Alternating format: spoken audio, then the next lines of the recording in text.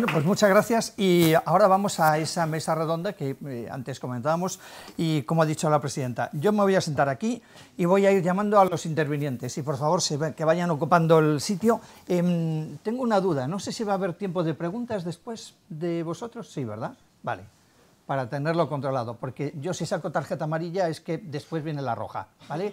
Así que hay que cortar el discurso, ¿vale? Así, entre amigos estamos. Bueno, a ver, mira, nos acompañan Marian García, doctora en farmacia y nutricionista, divulgadora de amplio espectro, desde luego, y conocida en redes sociales como Boticaria García. Por favor, un aplauso. Gracias. Nos va a acompañar también Carlos Santana, que es divulgador de inteligencia artificial, 12SV, enseña sobre inteligencia artificial en YouTube, TikTok e Instagram. Estupendo, bienvenido.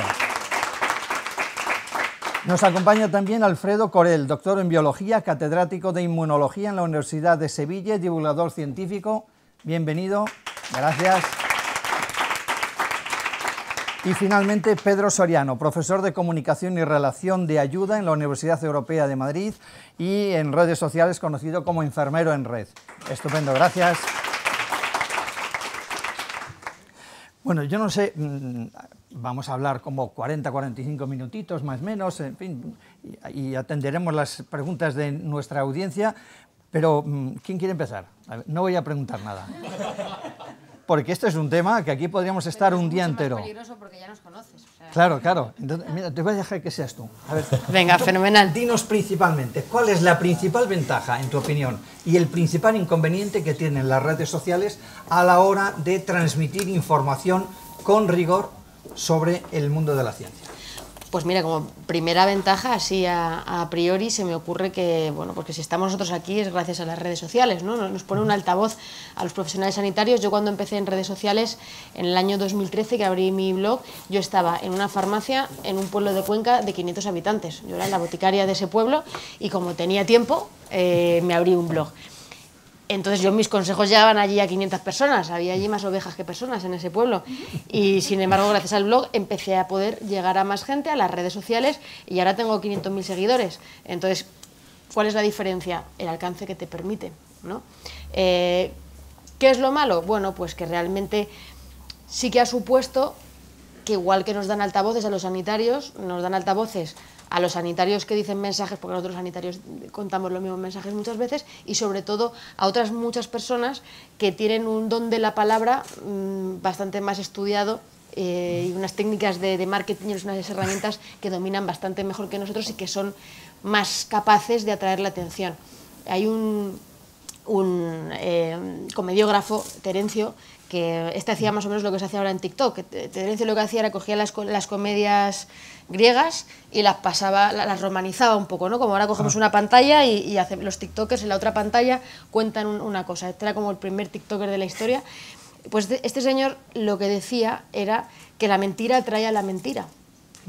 Y eso es plena actualidad. O sea, él ya sabía, 2 siglos antes de Cristo, que la mentira atraía a la mentira. Bueno, pues ahora mismo el gran problema es que es mucho más fácil darle voz, es mucho más fácil que se comparta. La gente está mucho más predispuesta a creer algo que es mentira a algo que es verdad. Entonces los esfuerzos que tenemos que hacer son muy grandes. Yo no sé si desde el mundo de la ciencia, en fin, sois conscientes de la importancia que tenéis los divulgadores del ámbito científico, porque, claro, si es difícil para los que trabajamos en el mundo de la comunicación saber distinguir verdad y mentira de lo que vemos publicado en redes sociales, especialmente en asuntos que afectan a la salud, resulta, Alfredo, que uno de los últimos estudios que se hicieron, es de hace aproximadamente un año, el 50% de las fake news que se transmitían en redes sociales provenían del mundo científico o de profesionales sanitarios. Es probable, y fíjate, solamente cogiendo la época del COVID y cogiendo solo un portal de desmontado de bulos, porque hay varios en España internacionales, hay más de 2.500 bulos sobre el COVID-19 acumulados en 2 años y medio. Eso nos ha dado un trabajo que, como decía Marian, es una trabajera. Eso nos ha dado un trabajo porque, claro, a mí me contactaba o Neutral, o Maldita.es, o F Verifica, o Salud sin bulos entre los españoles, pero luego tienes los internacionales. y te decían, oye, ha salido esto, ¿cuándo lo puedes contestar? Claro, lo quieren para hoy a las 2 de la mañana, para que el bulo se detenga lo antes posible, porque cuanto más corra el bulo, más gente llega. Muchos de ellos efectivamente vienen no solo del medio de la salud, sino de profesores universitarios. De hecho, ha habido muchos en COVID que venían de un estadístico o de persona con una cierta profesionalidad, y con decir que soy de la universidad, uno por no poner ejemplos específicos, pero uno de los que tuvo más impacto es el famoso contenido en grafeno de la vacuna de Pfizer, donde estaba además con el logotipo de la universidad donde trabajaba este señor, y bueno, pues eso tuvo muchísimo impacto. Y efectivamente viene del mundo sanitario, lo cual no lo podemos evitar, pero ese es el problema. Uno de los principales problemas de las redes sociales es que no hay filtro. No hay, como en una publicación científica, una revisión por pares, y cada cual publica lo que quiere. Entonces ese es un problema que no sé si habrá que meterle mano de alguna manera o no, porque ahora con la inteligencia artificial se nos complica al cuadrado. Ahora puedo salir alguien que parece que soy yo con mi voz diciendo cosas que no he dicho yo nunca. Así que cuidado. Claro. Bueno, y al hilo de esto que estamos comentando, claro, los profesionales sanitarios, Pedro, tú eres enfermero en red. ¿Qué hace un enfermero en red? ¿Qué hace un enfermero en red? Pues eso es una gran pregunta, la verdad. Pues la verdad es que intentar dar esa información para acercar a la población pues cómo poder cuidarse mejor, ¿no? Y dar visibilidad a las cosas que no se ven en el día a día. Pero es que es difícil, yo creo que somos muy pocos. Dentro del mundo de la divulgación sanitaria, si te pones a contar con los dedos, tampoco hay tanta gente. Entonces, creo que para poder combatir todo esto, pues tenemos que aprender nosotros también tener esas competencias digitales de cómo hacer y cómo mirar, cómo contrastar, y esto trasladarlo al paciente. Yo creo que aunque vamos muy rápido con todo el tema de la inteligencia artificial, creo que la solución está más en la base, ¿no? Está más en la base de la cercanía del tú a tú con el profesional y crear ese vínculo de confianza que te permita contrastar la información, ¿no? Y luego, ¿hasta dónde está la responsabilidad de toda la información? O sea, ¿hasta qué punto la gente que tiene más influencia ¿no? que son divulgadores y que tienen un impacto, tienen la responsabilidad de estar como parando esos bulos, ¿no? ¿Por qué ellos? ¿Y hasta dónde llegan ellos, ¿no? O sea, que yo creo que tenemos mucho que aprender ahí, mucho que debatir. No creo que esté todo ahí en esa parte. Claro, hombre, de todas formas todo se hace mucho más fácil porque yo entro en ChatGPT y pregunto ¿cómo nos va a afectar la inteligencia artificial al mundo de la hematología, por ejemplo? ¿Y qué nos podría decir? ¿Y qué te dice? Hombre, a ver, ChatGPT lo que te dice ahora mismo son muchas palabras, mucho texto, y mucha gente sabrá aquí que el contenido que te dice, por ahora se lo inventa. Hay contenido que estas inteligencias artificiales al final no están entrenadas de momento para generar información real, verídica, a la que nos podemos basar. Simplemente son generadores de lenguaje que intentan, pues, hablar como nosotros.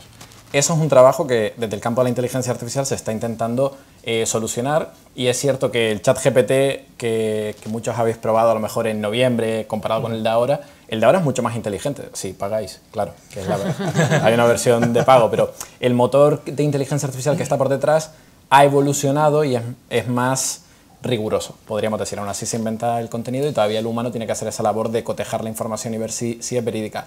Pero es interesante porque ya herramientas como ChatGPT se están demostrando útiles pues, para parar esta desinformación. Puedes preguntarle muchas veces, preguntas a lo mejor si no te vas muy a lo técnico, y te puede decir, oye, esta información pues, es a lo mejor un bulo, y te explica por qué, ¿no? Y ahí pues, le estamos dando herramientas ya al consumidor para poder empezar a verificar él incluso sus propias informaciones, lo cual es muy interesante. Ya, pero esto es un poco como, en fin, encargar al zorro que cuide las gallinas, ¿no? Porque, claro, inteligencia artificial nos puede servir para buscar soluciones a preguntas, sí, y al mismo tiempo puede generar fake news, noticias que sí, no se ajustan al rigor científico. ¿Y esto cómo se come? El ciudadano no lo sabe diferenciar. Y no sé si los profesionales del mundo de la comunicación estamos en la misma situación, pero ¿y los sanitarios, los científicos? Sí, o sea, estamos en un punto donde lo que estamos viendo es la llegada de una tecnología con un enorme potencial. Y como toda tecnología con un potencial, tiene la parte positiva y negativa. Muchas veces nos centramos mucho en lo negativo, ¿no? Sabemos que un generador de texto pues, va a usarse para crear fake news, pero nos olvidamos que, por ejemplo, la inteligencia artificial ya ha tenido un protagonismo importante en redes sociales para filtrar parte del contenido falso que se genera. Es decir, si no tuviéramos estas tecnologías, estaríamos en un mar de más desinformación y más bulos. Incluso en la época del COVID, pues en muchas redes sociales aparecía el típico banner de consulta fuentes oficiales, porque ahora mismo está habiendo mucha desinformación a la mínima que se detectaba que se había hablado justamente del COVID, ¿no? Y todo esto funciona gracias a la inteligencia artificial.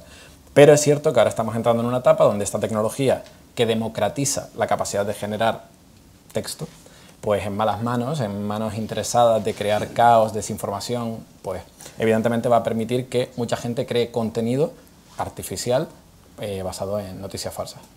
Claro.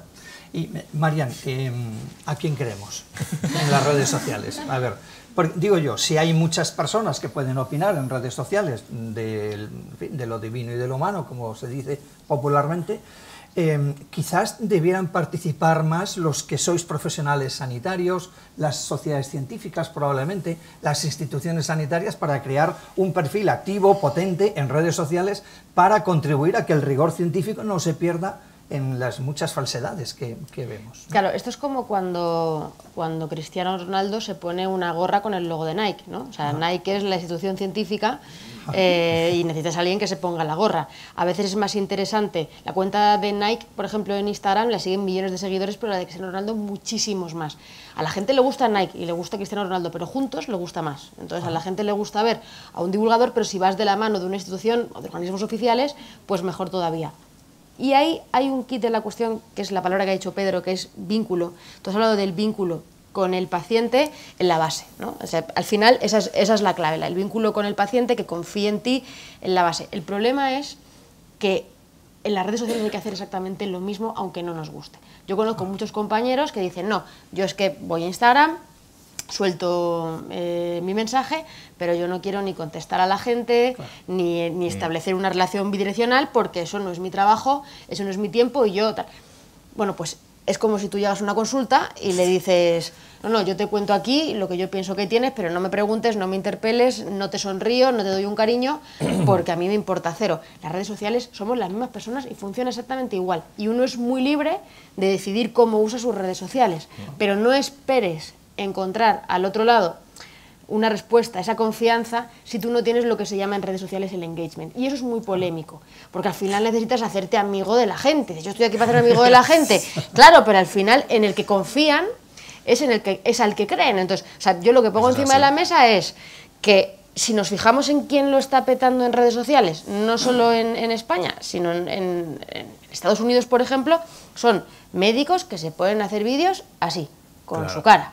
O sea, no me hago una infografía súper mega guay, no me hago un vídeo con 3 personas o 4 y 3 realizadores. Yo he hecho eso, yo he hecho vídeos con realizadores, tal, una producción de la pera, y me grabo yo sola haciendo así, y tiene mucho más alcance que lo otro. El vídeo que hicimos en directo cuando estábamos los dos con COVID, yo creo que ha sido probablemente... Bueno, o sea, había 5.000 personas viendo cómo nos metíamos un palito por la nariz, Alfredo y yo. Claro, ese día teníamos que estar los dos en una cadena de televisión para un programa y coincidió que ella estaba saliendo del COVID y yo entré ese día. Y lo hicimos desde casa. Y entonces yo estaba en mi casa riéndome de ella porque estaba todavía agobiada, que no le daba el negativo, y dice, en vez de reírte, vente aquí. Y empezamos a hablar y ese directo lo siguió mucha gente, pero es que lo han visto cerca de 300.000 personas. Era una cosa no programada, no preparada, y eso es a lo que va, es la espontaneidad, la frescura de estar cara a cara con la gente. Lo agradece mucho más la ciudadanía que la cosa súper preparada y súper profesional. Y bueno, eso también me ha pasado a mí, de gastar mucho tiempo y muchos esfuerzos en hacer algo muy montado y al final tener un patinazo. Yo creo que la humanidad, o sea, el ser humano, saber que detrás de ese Instagram hay una persona humana que ríe, tiene buenos días, tiene malos días, que la conoces, eso es un plus. Pero incluso, fíjate, Pedro, no me voy a que conozcas a la vida personal de la persona. O sea, claro, si ya haces eso, obviamente ya es casi un reality y también se puede hacer y fenomenal, pero no hace falta ni siquiera que tengas buenos días y malos días, sino simplemente que el contenido tú lo hagas mirando a los ojos, que el contenido sea súper cercano, que te bases en la actualidad y que, aunque cueste mucho trabajo, contestes las preguntas que te hacen. Eso es lo que más valora la gente. Cuando les contestas dicen, nunca pensé que me ibas a contestar. Pues ¿para qué me escribes? Todo el mundo espera que realmente sí esperas que te contesten, pero claro. Eso es curioso porque también desactiva haters, el responder comentarios. A veces te escribe un hate, te escribe un hater y te dice no sé qué, no sé cuánto. Le responde y de repente como que se achantan. Dice, uy, no pensé que me fueras a responder. Claro.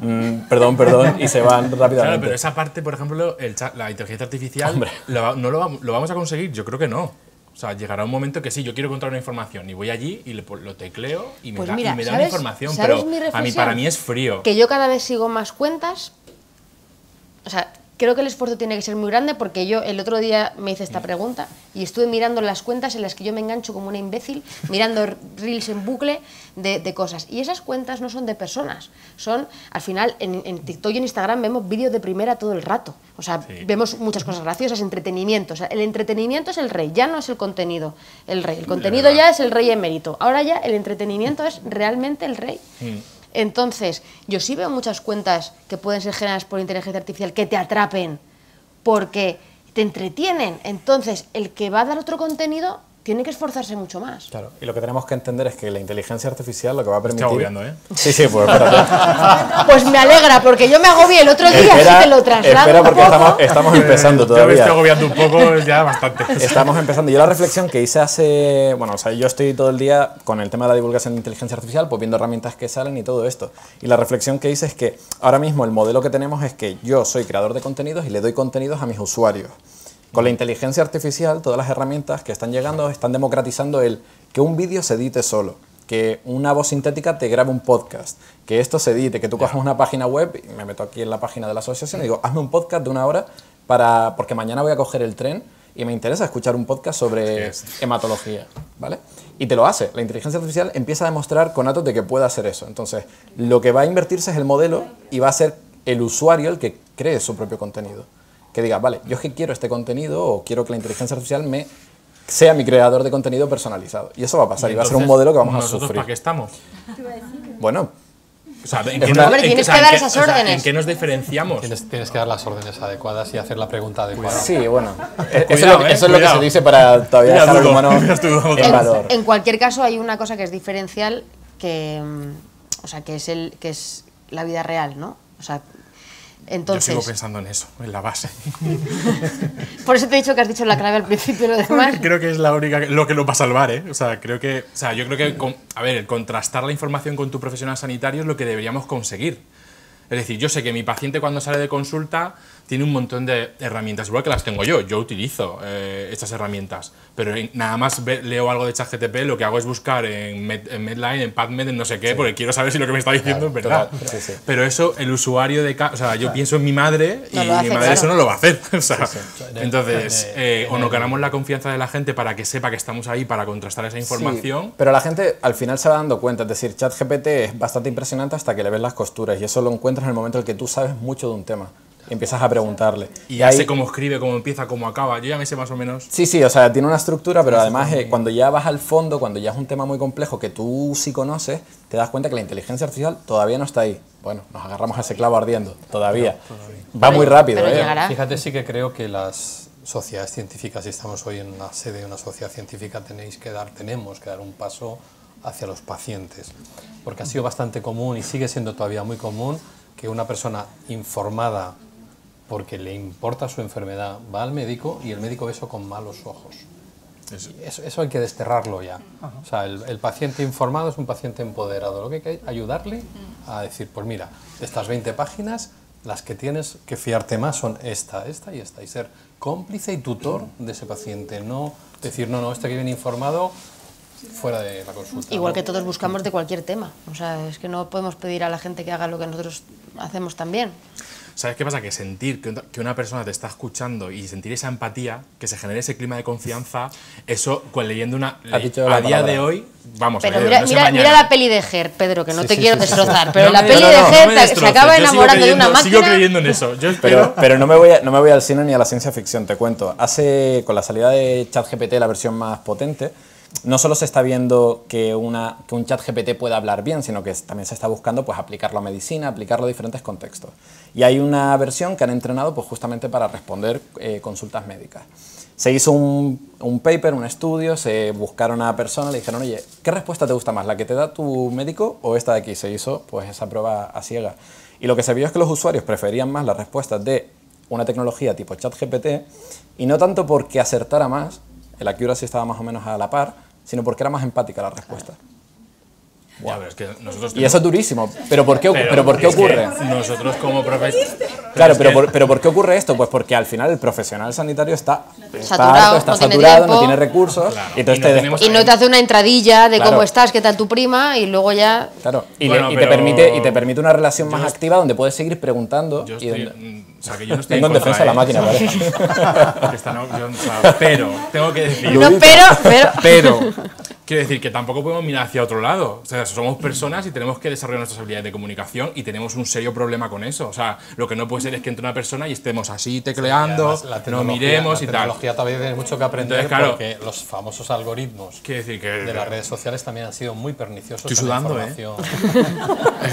O sea, yo venía aquí a pasármelo bien. Los algoritmos han sido muy perniciosos en la información en redes sociales. Y luego otro melón que me gustaría abrir y que creo que tiene mucho que ver también es Venga, Pedro, No, reza, yo no voy a reza. la conexión entre los medios de comunicación convencionales en el que estás tú y las redes sociales, que son un medio de comunicación moderno. Y ese divorcio tan exagerado que ha habido hasta ahora, que hay que romperle y hay que casarles. Hay que casarles e intercomunicarles bien, que nos está haciendo fatal. Pero aparte de eso, los algoritmos, y espero que los mejoren aquí, tengo al experto en Los esto, representantes. a mí, por ejemplo, me han castigado por ser irónico. O sea, no entienden. Por ser gamberro. No ser gamberro, Marian, ser irónico. O sea, yo, cuando esta famosa cosa del grafeno sucede, para desmontar eso, explicarle a la gente que es muy fácil que yo meta en un sellado digital una cosa con el logotipo de mi universidad y que eso parezca súper importante, súper serio. Claro, dije que en vez de grafeno, las vacunas de Pfizer tenían midiclorianos. Que el midicloriano, todo el mundo sabe que es lo que da la fuerza a los Jedi.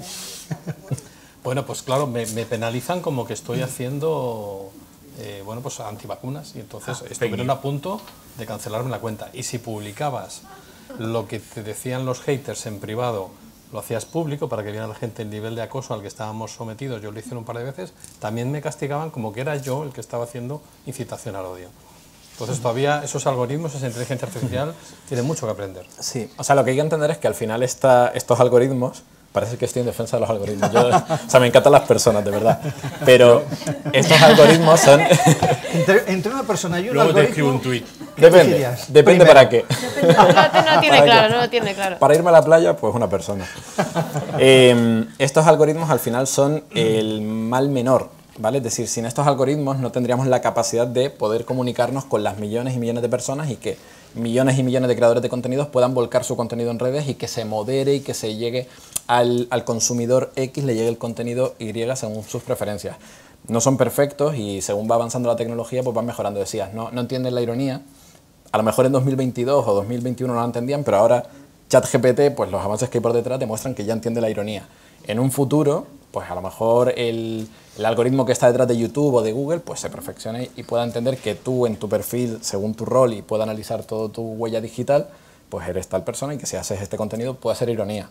Eso podría pasar, Al no te agobies, final- pero si eso pasa, realmente también queremos eso, que reconozca exactamente quién eres, cuál es tu huella Pero yo creo que en digital. ese caso para la herramienta, para Instagram es más conveniente un algoritmo más restrictivo y curarse en salud en ese momento y a ti que te den, Exacto. ¿sabes? Y ya protestarás y ya veremos si te lo devolvemos, pero cortan de raíz un montón de cosas que de otra manera pues no tienen las herramientas para verlo. Claro, no es justo y sobre todo hay un problema también que claro, sobre todo cuando tú tienes algún problema y quieres hablarle a las máquinas, o sea, si quieres hablar con Facebook, si quieres hablar con Instagram, si quieres hablar con cualquiera, es que no hay nadie al No hay otro nadie lado. detrás.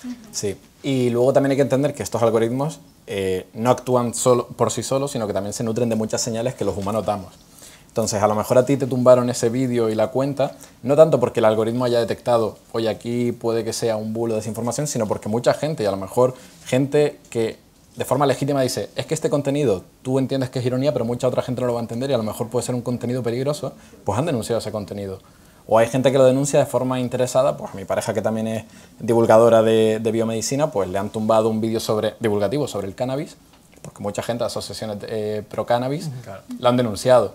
Y el problema es ese, ¿no? Que esas señales le llegan al algoritmo y luego el algoritmo actúa pues, de forma ciega porque todavía no es perfecto. Como veis, no hace falta más que soltar una palabrita y ellos ya van solos. Fenomenal. A mí me gustaría seguir orientar el tema de las redes sociales a algo fundamental. Estáis comentando la dificultad para identificar los mensajes, si son de una persona, digamos, que aplica el rigor científico, que sabe de lo que habla. Estamos en el mundo de la ciencia, de la salud especialmente. Pero claro, el ciudadano, vosotros podéis tener ciertas herramientas para, en fin, saber si algo es cierto o no. Pero el ciudadano está prácticamente indefenso, porque sí tenemos un problema en nuestro país, que es la falta de educación sanitaria, porque no se hace educación para la salud, por desgracia, en el ámbito educativo, ni en primaria, ni en secundaria, y a veces ni siquiera en la universidad. Pues claro, ¿qué podemos hacer con ese ciudadano para que sepa diferenciar las informaciones que le llegan a través de sus redes sociales en las que tiene confianza, como decía Marian, porque son los amigos o el grupo, los grupos de determinadas aficiones o sectores de la vida social, aquellos a los que yo le doy credibilidad? Si no sé distinguir eso, tenemos un problema.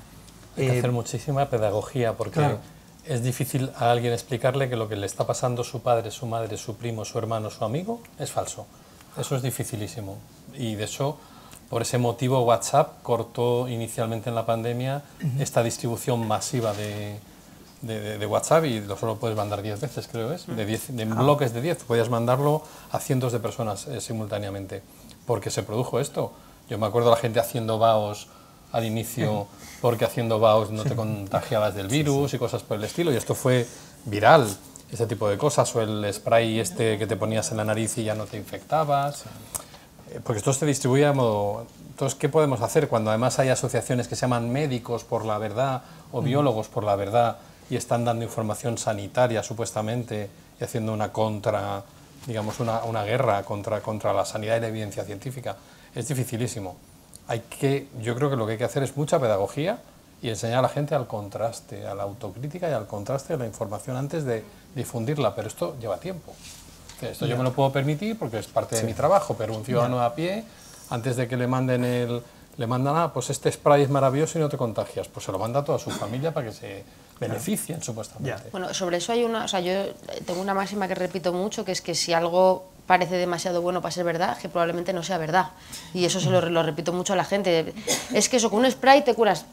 Realmente esto, queremos creer en la magia, ¿no? Pero si eso fuera así, entonces esa reflexión para que sean críticos, para que duden, y luego cambiar un poco el chip. Yo al principio, claro, lo de desmontar bulos tiene mucho rédito en redes sociales, porque si uno desmonta bulos, pues al final es como la actualidad, lo que tiene más clics, lo que tiene más likes, y entonces de repente pasa algo y ¡buah!, todos los divulgadores a desmontar el bulo y tal. Eso está muy bien, pero al final es poco productivo para generar la confianza, ¿no? O sea, no tenemos que esperar a que alguien diga algo para desmontarlo, lo que hay que hacer es sembrar, porque es mucho más interesante que cuando tú generas, pero claro, para eso hay que generar mucho contenido, ¿no? Pero si tú eres capaz de generar contenido y hablar de determinadas cosas, cuando a la gente le llega algo, a mí me ha pasado, oye, Boti, pero tú no habías dicho que eso, porque te has anticipado, porque has generado conversación sobre muchos temas de una manera amable, de una manera cercana, a la que se le saca muchísimo menos rédito. Pero si tú te has anticipado, cuando algo suena por ahí, la gente dice, uy, desconfío de primeras, no me lo trago.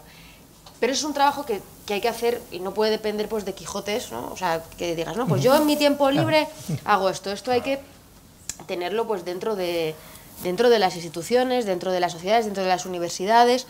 Y el gran problema es que no hay personas dedicadas específicamente a esto. O sea, a nadie se le ocurre que haya una empresa que no tenga un departamento de comunicación. Se le da importancia a esto, pero luego a las redes sociales el community manager es un mono con un hacha. Pero si es el que está hablando en tu nombre, delante de los 20.000 seguidores que tienes. ¿Por qué no se le da valor a eso si es una cosa de básico? Bueno, pues no. Parece que no destinamos recursos. Yo que hago muchas cosas con farmacias, siempre les digo a los farmacéuticos, si un farmacéutico, vamos a ver, no puedes pretender que al que entra joven, no es que le gusta, no, le gusta su TikTok, o sea, le gusta su Instagram, no le gusta el de farmacia Lopetegui, no, eso es un coñazo para el chaval que acaba de entrar. Entonces, o se lo pagas aparte, o le liberas de horas de la farmacia para que haga esto. Entonces, si tú le liberas de sus horas de la farmacia, demostrador, para que haga vídeos, tendrás vídeos de calidad de un chaval que le gusten las redes sociales. Pero hasta que no entendamos que es un trabajo... Sí, que no es ser un friki de esto. Hay que profesionalizarlo un poco, Claro. porque al final es... Quiero decir, ha sido porque en momentos puntuales habéis destacado por lo que habéis hecho con una trayectoria, pero realmente te lo vas sembrando o sea, dentro de una institución es muy difícil. Y eso que yo creo que las cuentas de, por ejemplo, el Ministerio de Sanidad han pegado un cambio desde el COVID ahora bastante importante, porque también...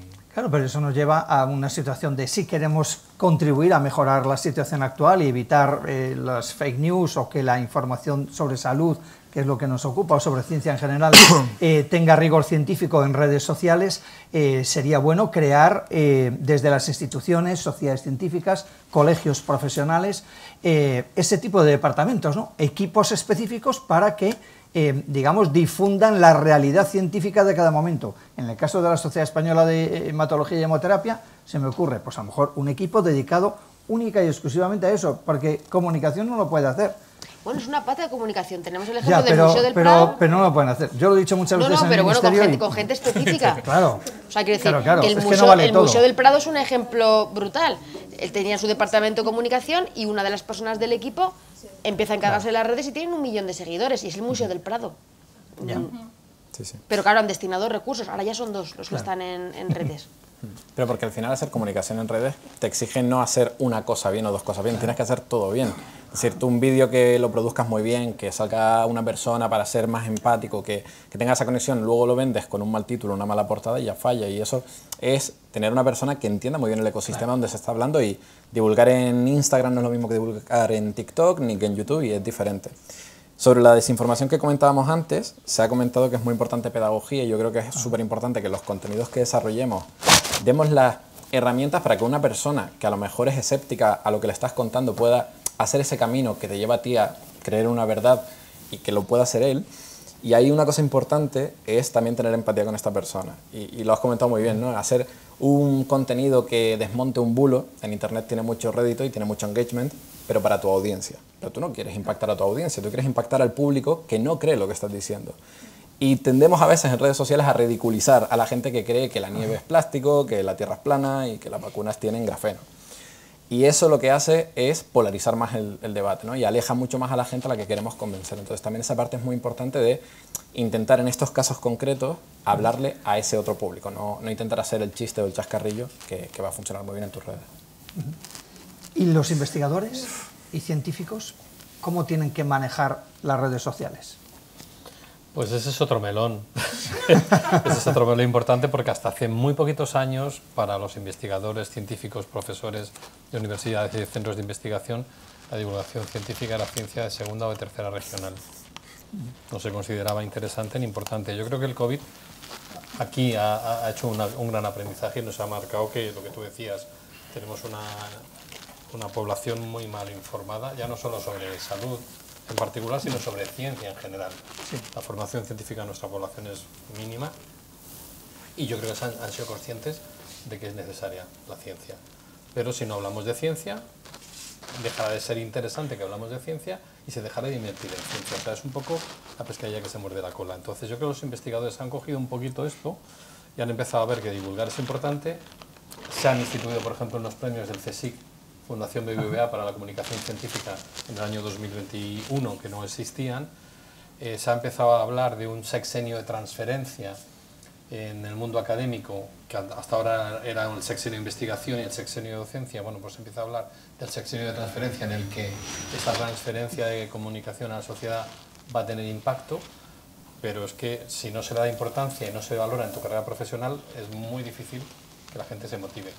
Ser comunicador no es fácil. De hecho, yo que vengo del mundo académico, ser profesor no es fácil. A nadie nos ha enseñado nadie a ser profesores. Yo soy biólogo, hay otro abogado, una farmacéutica, un médico, un veterinario. No nos enseñan durante la carrera a hablar en público, ni tan siquiera para ir a un congreso a hacer una comunicación científica. Entonces se nos supone, en cambio, la capacidad de dar clase, que es una pasada. O sea, ser un buen docente es un reto y es una maravilla. Yo soy enamorado de la docencia, pero es una cosa que no nacemos sabiendo, no se nos enseña, ni siquiera se nos forma. Con la LOSU se nos va a obligar a que los nuevos profesores se formen. Pero claro, ser divulgador es un paso todavía más allá. Yo a mis estudiantes que les propongo actividades divulgativas todos los años, a los que llegan a eso son los que van a matrícula de honor. Porque si tú tienes que hablar frente a un público, tienes que conocer muy bien de lo que vas a hablar. Un público, digamos, de tu nivel técnico, de tu nivel de conocimiento. Un público de alumnos, un público científico, tienes que ser experto en ese tema. Pero si además vas a hablar de ese tema sin jerga, sin tecnicismos, tienes que tener un conocimiento bestial porque tienes que destilar lo básico y ejemplificarlo. Entonces, para mí, probablemente la divulgación es la parte de comunicación en público más difícil. Y yo creo que los científicos estamos arrancando ese camino, pero todavía queda muchísimo por construir. Yo la duda que tengo es realmente, ¿un investigador tiene que ser divulgador? No necesariamente. A ver, las exigencias que tienes tú, como Te lo al exigen, menos en el mundo sí, sí. académico, es la parte docente, la parte investigadora y la parte de gestión. No te exige nadie la parte de divulgación. Para mí es una responsabilidad. A ver, a mí me ha formado la sociedad, me ha pagado mis estudios, me ha pagado mi investigación, se paga con los impuestos de todos y yo creo que eso se lo debo devolver. Pero es una cosa que yo siento como responsabilidad. O sea, yo sí veo que es una característica, un valor interesante a tener si produces conocimiento científico, el saber cómo volcarlo, porque te va a ayudar en mucho de tu contexto, pero sí creo que la figura, el perfil profesional del divulgador se tiene que comunicar con el investigador. No tiene que ser que el investigador además incorpore habilidades de divulgación y haga esa labor, porque ya ser divulgador tiene su reto, ¿no? O sea, yo no aspiro que la gente que ve mi contenido lea un paper científico, ya me encargo yo de hacer ese trabajo, si lo hicieran ellos pues yo ya no haría falta. Yo leo ese paper científico, tú me das el paper científico como investigador y hacemos la cadena de transmisión del conocimiento. Y mi trabajo al final será pues convertir ese conocimiento, ese paper que a lo mejor es muy difícil de digerir, en conocimiento real. Bueno, en conocimiento accesible, no conocimiento real. Pero por eso creo que a lo mejor estamos intentando que el investigador cubra esas etapas. No tiene que ser docente para transmitir esa formación reglada a la sociedad. Tiene que generar conocimiento. Hay polaridad además en el campo académico. Hay personas que investigan maravillosamente bien y no se comunican bien, pero ni siquiera en un congreso científico con sus iguales, porque tienen capacidades de comunicación pues muy limitadas. Y existe también lo contrario, gente que comunica perfectamente bien y que en cambio pues no está haciendo grandes proyectos de investigación. Hay universidades en Estados Unidos y en Inglaterra, sin ir más lejos, que contengan esas dualidades. Hay profesores que no investigan, investigadores que no dan clase. Un poco yo creo que la divulgación científica puede comer de los dos lados, del científico y del periodista, ¿no? Y la comunión entre esos dos campos tiene que ser fructífera, pero también estamos construyendo. Claro, lo que ocurre es que cuando hablamos de redes sociales no tenéis la sensación, en el mundo de la información de ciencia o de salud en general, que es lo que más nos incumbe a todos, Pedro, ¿no se tiene la sensación de que las redes sociales estamos hablando de algo que parece que está para todo el mundo, que democratiza mucho el conocimiento y el acceso al conocimiento, pero no es verdad, porque hay una parte de la población que no utiliza, que no puede acceder siquiera a redes sociales? Estamos hablando de los mayores. ¿Y qué pasa con la información sobre salud o sobre en fin, aquello que más les afecta a los mayores, que estaría bien que quizás por redes sociales alguien les diera información rigurosa? ¿Cómo estamos ahí? Bueno, la brecha digital existe y está presente, pero no solo en las personas mayores, sino en otros colectivos también más minoritarios. Y bueno, sobre todo también que uno pueda decidir no estar, porque yo puedo decidir abiertamente no querer estar en redes sociales ni consumirlas siquiera, y es totalmente normal. Volvemos a lo básico, vuelve a tu enfermera, vuelve a conocer a tus profesionales y esa es la parte importante que creo que tenemos que tener en cuenta. Pero esa brecha digital existe, no la podemos obviar y ahora no podemos polarizarnos. Solemos irnos de una parte a otra y nos olvidamos de la gente que está como en medio, ¿no? Hay sitios que ni siquiera ha llegado la wifi, hay pueblecitos que no han llegado o que no hay cobertura, que te vas de un fin de semana y dices, oye, no he tenido cobertura en el pueblo, en la montaña de un pueblo he tenido cobertura, ¿no? Pero bueno, esto es una herramienta más y es que lo tenemos que ver como algo, un plus, esto es un plus. Yo fíjate, yo creo que lo que tenemos que hacer es cómo rompemos la barrera para que el profesional, es decir, para que los compañeros no lo vean como eso de, bueno, eso está ahí, no, ¿sabes?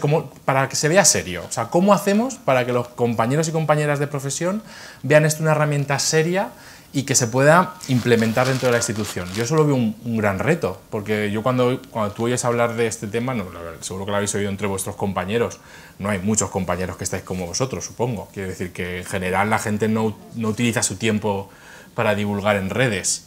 Yo creo que ahí hay que hacer un gran ejercicio no solo de pensar, sino de convencerles de que vean que esto es útil. Bueno, yo creo que al final todo se retroalimenta. Volviendo a tu pregunta, Lipio, yo lo que sí que he notado con muchos compañeros divulgadores cuando tienen sus redes y tienen canales potentes es que se olvidan por completo de los medios de comunicación tradicionales, incluso los desprecian. Porque yo ya en mi canal, que es un poco lo que decías tú, yo ya en mi campo abonado, como el cura que da misa, para sus 4 parroquianas, y entonces pues con eso ya le va bien, ¿no? Porque claro, esas 4 parroquianas igual son 4 millones de parroquianas, y entonces es bastante rentable económicamente cobrar por eso más que lo que puede pagar un medio. Y yo siempre he discutido mucho con esto porque al final lo interesante para mí es seguir trabajando con los medios de comunicación, con el periódico, con la radio, con la tele, es algo que nunca he querido dejar, porque me parece fundamental esa transversalidad y poder llegar, poderte colar en la sobremesa de gente que está en un pueblo que no tiene, que no quiere o que no sabe, pero sí que va a ver el programa después de la sobremesa, o sí que se va a poner la radio, o para otro público que lee el periódico y que no está en redes sociales. Entonces yo creo que eso es un valor importante que hay que mantener y que también tenemos que ir de la mano. O sea, me parece un error. Justamente era lo que decía yo antes del divorcio, porque es que lo contrario de lo que está diciendo Marian existe también. Se genera mucho contenido y muy bueno, y lo hemos generado para los medios de comunicación convencionales, que se pierde para las redes sociales. Entonces, en los medios de comunicación convencionales ven más las personas que no tienen acceso a las redes sociales, porque son mayores. Mis padres no tienen acceso a ni TikTok ni Instagram, ni quieren, pero ven la televisión. Y entonces, en cambio, esos contenidos los estamos perdiendo para los jóvenes, que no consumen. Yo estaba en un instituto hace poco, pregunté a cuántos veían un día la televisión a la semana, y levantó la mano uno de 50 y tantos asistentes. O sea, los chicos no ven la televisión en directo, eso ha desaparecido. Pero los mayores sí, todavía tenemos esa brecha. Entonces, yo creo que hay que casar. Y Mariana ha generado muy buenos contenidos, y yo me he trabajado en los medios de comunicación, sobre todo los televisivos, muchísimo, y he tenido que ser yo el que le he pedido a los medios esos materiales y los he reutilizado para mis redes sociales, porque los medios no están acostumbrados a hacer eso, a jugar con eso de esa manera. Lo han visto como una competición, igual que tú has dicho que algunos influencers ven la tele como un medio a tirar a la basura, pasa al contrario también. Muchas televisiones no entienden que la red social no es un enemigo, sino que es un aliado y tienen que usarlo. Tenemos que ir terminando ya, pero no me resisto a leer una de las principales conclusiones del informe sobre la desinformación científica en España del año pasado, realizado en la Universidad de Navarra, que decía, los autores insistían en recomendar la creación de instituciones intermedias como forma de reforzar la verificación de la información, tanto para el público como para los periodistas, para que los profesionales de la información cuenten con fuentes rigurosas. ¿Esto qué os parece? ¿Os parece interesante o...? A ver, yo sí que creo que falta una fuente intermedia en todos los poderes públicos. Ajá. Y de hecho una se ha creado, que es la Oficina de la Ciencia, para asesorar al Parlamento.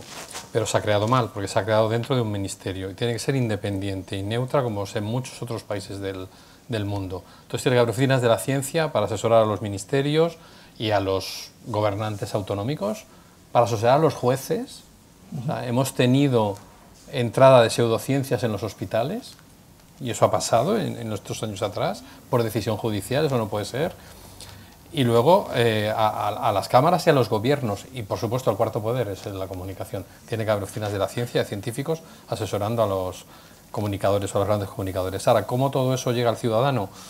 Pues no sé qué oficina intermedia podría haber. Desde luego el Ministerio de Sanidad no vale, porque tiene una documentación maravillosa, pero si tú la quieres encontrar y no eres medianamente, si la encuentras, no eres medianamente diestro, te vas a perder, ¿no? Entonces, bueno, yo creo que lo más parecido que tiene el ciudadano ahora mismo son las agencias de verificación que has mencionado tú al principio, que es educarles también, informarles en que, bueno, pues puedes entrar en Neutral, en Maldita, en RTV, que mal que bien, al final son... Y tienen tanto predicamento, lo bueno es que se autogestionan, porque si lo hacen mal, como les lee tanta gente, o sea, tanta gente rigurosa, al final el contenido acaba siendo, pasa un poco como Wikipedia, ¿no? Que al final antes fatal, pero ahora hay tanta gente metiendo el contenido que acabas teniendo una buena imagen. Y luego medios como The Conversation también, es un ejemplo muy bueno, porque al final a lo mejor no es para el público general, pero si consigues un buen posicionamiento para algunos temas, el lenguaje es accesible y es un contacto con la investigación bueno.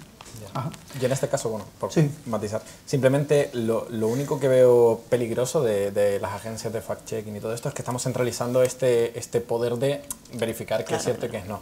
Y eso, no digo que esté mal, pero sí es muy fácil de tumbar por gente que no le interese que eso esté, ¿no? Pues tú puedes decir, oye, que esta agencia de verificación, pues sí, vale, te verifica información, pero solo la que le interesa de su cuerda política o de lo que sea. Y eso es muy fácil de tumbar y que rápidamente pues todo el proyecto acabe contaminado y que la gente ya simplemente por haberte nutrido de esta agencia pues ya niegue tu contenido. Entonces yo creo que va a ser una lucha más independiente donde vamos a seguir teniendo perfiles que la gente va a asociar con un capital, pues el rigor científico que hayamos ido arrastrando durante años en redes sociales, es lo que va a permitir decir, vale, esta persona, el contenido que me da, la información que me da es mayoritariamente rigurosa, porque no siempre es perfecta. Ajá. Bueno, pues prácticamente hemos terminado. Yo no sé si alguien quiere hacer alguna preguntita. Estamos a tiempo, ¿no? ¿Una pregunta? ¿Ha sonado una campana? ¿Un gong? Ah. Belén. Están asustados. Belén quiere preguntar. Venga, anímate. Habéis comentado, o sea, vuestros contenidos son buenos, son de calidad. Habéis comentado que colaboráis también con... Habéis comentado que comentáis también que colaboráis con agencias de verificación. Mi pregunta es si rebatís bulos directamente vosotros y si vuestros seguidores os preguntan por veracidades de información.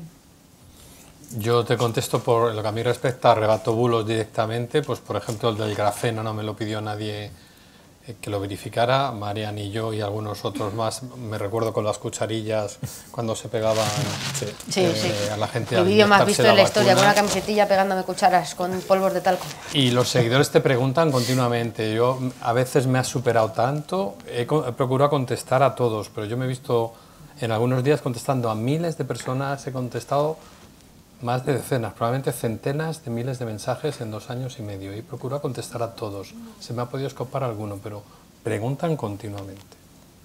Y como decíamos, yo creo que hay que estar en el contacto directo. Sí, por ejemplo, esta semana, la semana pasada yo hice el artículo para El Mundo, que además tienes a mi jefe sentado detrás, a ver qué voy a decir, y me pidieron un artículo sobre la berberina, que es el Ozempic natural.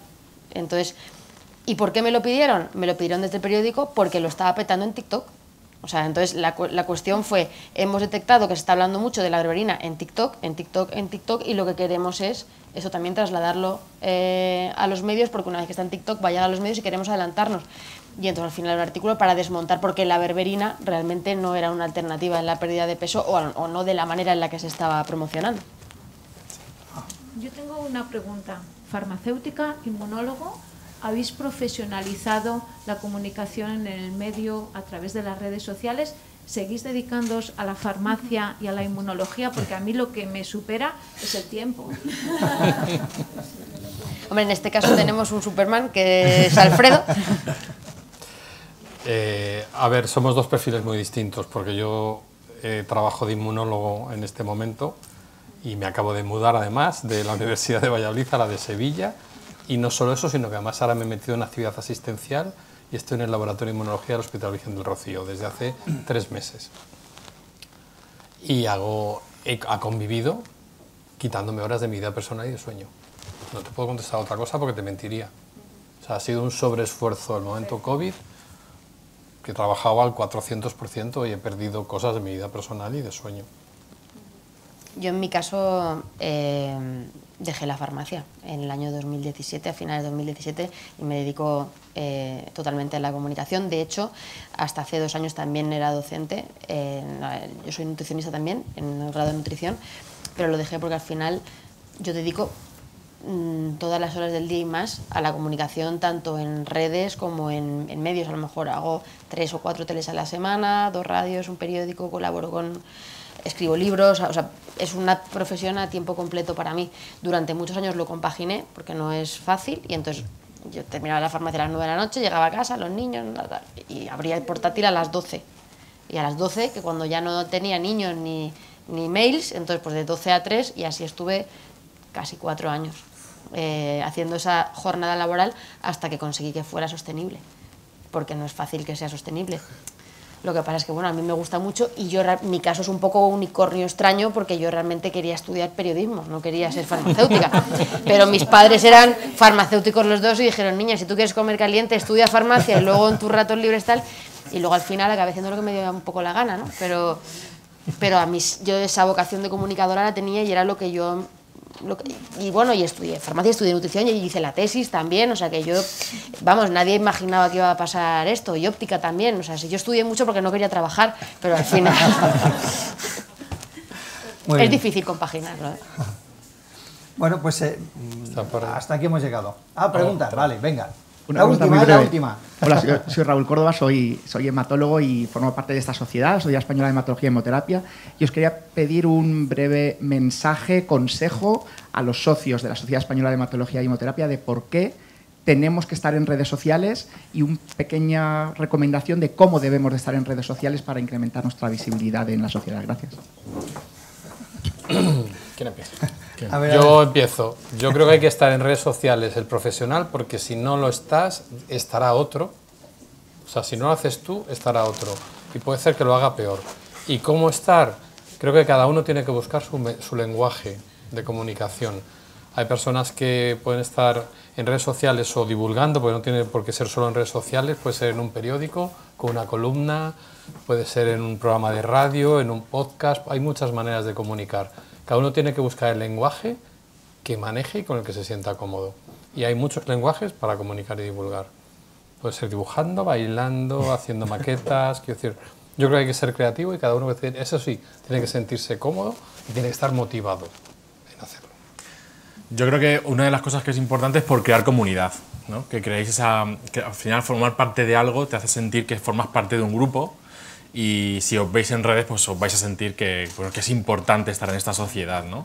Y os vais a motivar entre vosotros. Yo creo que una de las cosas que más hacen las redes es la motivación entre compañeros y el ver lo que están haciendo. Entonces, bueno, yo creo que eso puede ser muy bueno también para dar visibilidad también como sociedad al resto del mundo. Sí. Carlos. O sea, yo creo que el alcance que te da y la conexión, evidentemente, es el valor que te aporta estar en redes sociales. Y yo el consejo que daría sería divulgar o comunicar sin complejos, es decir, muchas veces pensamos que estar en redes sociales o divulgar un contenido científico pues tiene que estar muy mascadito porque la gente esto le cuesta digerirlo, y no es cierto. Yo la premisa para mi contenido, cuando empecé en 2017 a hablar de inteligencia artificial, es voy a crear contenido que me gusta a mí, y si a mí me gusta, o soy muy especial en el mundo o tiene que haber más gente que le interese esto, y funcionó. Entonces, y mi contenido originalmente era muy técnico, era muy enrevesado, intentaba hacerlo muy atractivo, pero era complejo. No me preocupaba poner papers, fórmulas, cosas que en un medio tradicional te dirían, no, esto no entra en prime time ni de broma. Pues funciona, entonces divulgar sin complejo. Bueno, pues ya como lo habéis dicho todo, me habéis quitado todo lo que iba a decir. Para que seas creativa. De hecho, quería insistir en el concepto de quitarte los prejuicios, porque muchas veces lo que tenemos son prejuicios, entonces creo que eso es importante. Entonces, bueno, pues mi mensaje va para los que, aun habiendo oído todo lo que han dicho, ellos todavía no se convencen. Yo entiendo que haya personas que no quieran dedicar su tiempo a comunicar, o que no les guste, o que no les interese, o que realmente no piensen que no están hechos para eso. Bueno, pues para esas personas el consejo es que no pongan palos en las ruedas, ¿no? O sea, decir, que entiendan que es importante que otros lo hagan, y que en la medida de lo posible pues hay muchas maneras de apoyarlo, o compartiendo el contenido, o simplemente, bueno, dando un like. Corazón. A ver, soy chico fácil, 2 preguntas más. Bien. Soy José, trabajo en el Departamento de Comunicación de la Sociedad Española de Oncología Médica. Me han gustado mucho las reflexiones que habéis hecho. Creo que la teoría está clara, pero yo el principal problema, y enlazando un poco con las preguntas que habéis hecho, está en que los profesionales sanitarios muchas veces no son divulgadores científicos, no están en redes sociales. los pacientes o el público no los puede leer ahí, y realmente son la fuente primaria de información y son la fuente útil para desmentir esas fake news o esas noticias falsas sobre las diferentes patologías. Muchas veces el tema de la comunicación en redes sociales para los profesionales sanitarios en absoluto es prioritario. Ellos se dedican a su labor clínica o a su labor investigadora y en ningún momento se plantean esa labor de divulgador científico. Coincido con la reflexión que ha hecho la presidenta de la Sociedad Española de Hematología, en el sentido de que es difícil compaginar que un profesional sanitario, un oncólogo, un hematólogo, puedan hacer una labor de divulgador científico, porque eso requiere mucho tiempo, conocer los canales, conocer el ecosistema, como lo habéis planteado, y los profesionales sanitarios no están en eso. Entonces, ¿qué se podría hacer? Porque realmente con los periodistas nos pasa un poco lo mismo. Es decir, los periodistas intentamos ser divulgadores científicos y ayudar a desmentir esos bulos en redes, pero un periodista, aparte de ser divulgador científico, intentarlo desmentir esos bulos, tiene 1000 tareas más que hacer y no puede dedicar su tiempo a ser divulgador científico o a desmontar todos los días bulos. Creo que la clave está en profesionalizar esta tarea y que todo el mundo entienda que por ahí pasa. Instituciones, sociedades científicas, administraciones, y que esto se vea como un trabajo súper útil, necesario para llegar a la población y llegar a los pacientes. Y a día de hoy creo que hay mucho camino todavía que recorrer, ¿no? Desde, tanto por la parte de los profesionales sanitarios como por la parte de los periodistas o la gente que nos dedicamos a hacer comunicación, porque al final somos todoterreno y hacemos muchas cosas, pero no hacemos nada ni profundizamos en nada, y nos pasa a todos un poco lo mismo, tanto a los clínicos, porque se dedican a hacer clínica e investigación, como en este caso a la gente, a los profesionales que trabajamos en comunicación, porque aparte de hacer divulgación hacemos muchas otras cosas y no podemos profundizar. No sé. Pues ahí está la respuesta. Lo has dicho tú. Ahí está todo dicho. No, pero... Bueno, O sea, se vuelve a lo de antes. Yo no aspiro a que un investigador haga divulgación. Yo creo que el investigador investigue y que el profesional de la divulgación divulgue, y que en comunión haya una cadena de transmisión del conocimiento donde todo esto vaya cumpliendo etapas. pero no es excluyente. O sea, No, puede que haya gente que encuentre esa motivación, como por ejemplo Alfredo, que puede hacer muchas cosas. Puede que haya gente como Julio Mayol, que antes de ser conocido en la pandemia por el público en general, yo fui a un curso de Julio Mayol en el año 2012 en la Complutense de redes sociales. Él ya en 2012, que no había en Instagram, en ese momento ya daba esos cursos. Y si tú te metes en Twitter, él probablemente habrá publicado hace nada. Y él ha sido director médico del clínico hasta hace nada. Y alguien puede decir, no, es que cuando no tengo tiempo. Bueno, pues hay gente muy ocupada que encuentra tiempo. ¿Por qué? Porque tiene una motivación y lo incorpora en su vida. Claro, pero esa es la parte motivacional, que yo Claro. también la tengo. O sea, mi pareja me ve a las 10 de la noche leyendo un paper y me dice, deja de trabajar. Y digo, es que no estoy trabajando, es que esto me gusta, de verdad. O sea, me gusta leer papers, soy un friki hasta ese nivel. Pero lo que creo es que si todas las asociaciones y todos los profesionales aspiran a tener una comunicación en redes sociales que sea efectiva, lo que van a tener es van a necesitar de un profesional que se dedique a eso. Y Mira, para eso ya te hay digo una cosa, profesionales el que como mejor lo va a nosotros. hacer es el de casa. O sea, y Claro. eso lo tengo más claro que el agua. O sea, Mira, si eso hay un ha pasado- hematólogo motivado, vale más que Eso ha 1000 pasado- divulgadores Eso ha científicos pasado en la profesionales. Sociedad Española de Inmunología. La Sociedad Española de Inmunología teníamos el uso de las redes sociales, 3 o 4 personas repartido, y funcionaba de maravilla hasta que se ha profesionalizado.